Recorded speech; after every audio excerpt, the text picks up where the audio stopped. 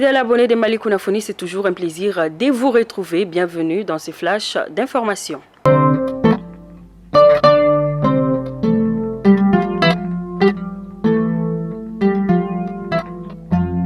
Le président de la transition, son Excellence le colonel Assimi Goïta, a procédé en fin de semaine à la mise en route des ambassadeurs du Mali au Rwanda, en Iran et au Burkina Faso. Aux nouveaux ambassadeurs, le chef de l'État a donné des directives et des instructions pour le bon accomplissement de leur mission. Les nouveaux diplomates sont sortis de cette audience très émus des consignes, directives et orientations données par le président Goïta.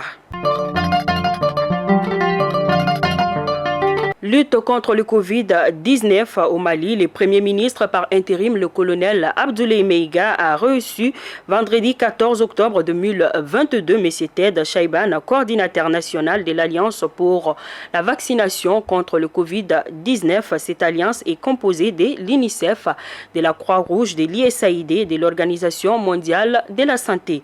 Au menu des échanges, les mesures à prendre pour améliorer le taux de la couverture vaccinale contre le Covid-19 au Mali.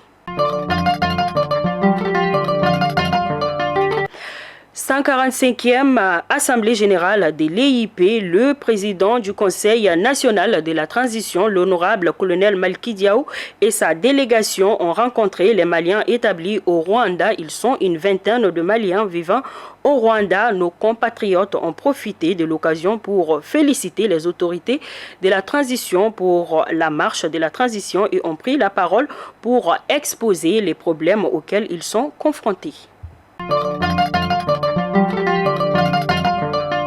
À présent, les actualités de nos confrères des studios Tamani. Début aujourd'hui de la conférence sociale à Bamako. Pendant 5 jours, syndicats, patronat, gouvernement et experts se retrouvent pour discuter et trouver des solutions aux problèmes des travailleurs.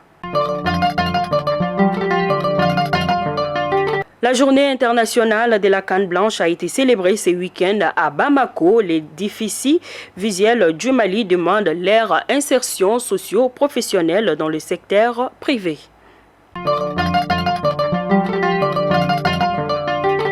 Toujours dans les brefs de nos confrères des studios Tamani à Yorosso, l'utilisation abusive des herbicides tue les animaux. Des spécialistes recommandent aux producteurs d'utiliser de façon modérée des produits chimiques homologués.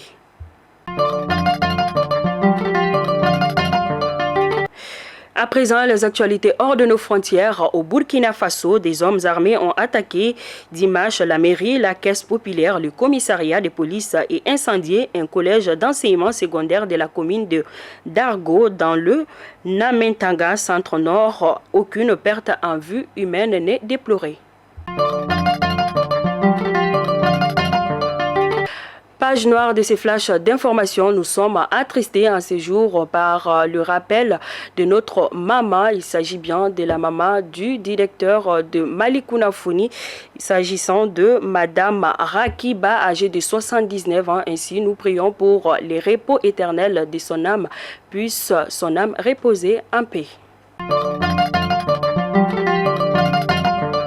Fidèles abonnés de Mali Kunafoni, c'est donc tout pour ces flashs d'informations. Je vous donne rendez-vous demain pour une autre édition. D'ici là, portez-vous bien. Que Dieu bénisse le Mali et qu'il protège nos femmes. Merci.